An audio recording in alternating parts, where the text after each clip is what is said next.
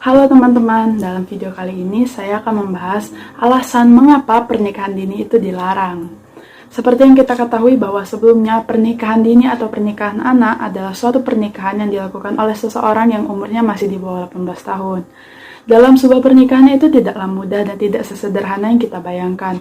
Perlu kematangan fisik, emosional, maupun psikologi. Berikut saya akan menjabarkan beberapa hal mengapa pernikahan dini itu dilarang. Yang pertama adalah resiko kehamilan meningkat. Kehamilan pada usia dini cenderung lebih beresiko, karena pada janin resiko yang akan terjadi adalah bayi lahir prematur dan mengalami masalah pada tumbuh kembangnya. Sedangkan pada ibu yang masih remaja cenderung akan mengalami anemia, eklamsia ataupun preeklamsia, yang dapat menyebabkan kematian. Dan tingginya AKI, angka kematian ibu. Yang kedua adalah resiko penyakit menular seksual meningkat.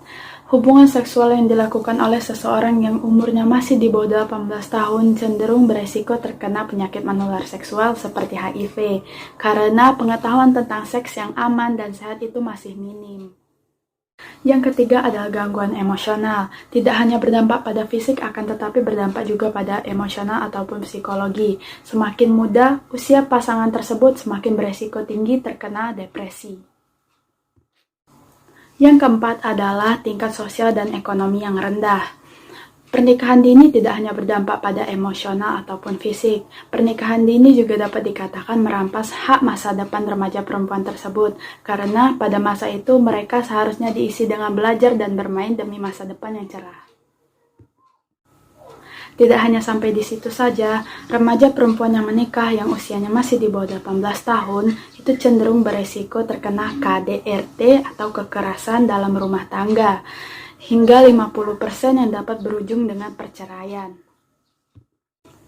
Pernikahan usia anak juga dapat menghambat agenda-agenda pemerintahan seperti KB atau keluarga berencana karena tingginya angka tingkat kesuburan remaja Indonesia.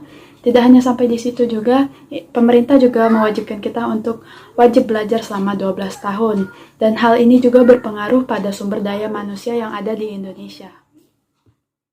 Agar terhindar dari pernikahan dini, ada baiknya kita menanamkan upaya pendidikan agama dalam diri kita masing-masing. Tidak hanya sampai di situ juga, kita perlu menanamkan pendidikan seks secara komprehensif kepada siswa-siswi sekolah menengah pertama, dengan tujuan untuk menghindari pernikahan dini. Terima kasih telah menonton, sampai jumpa.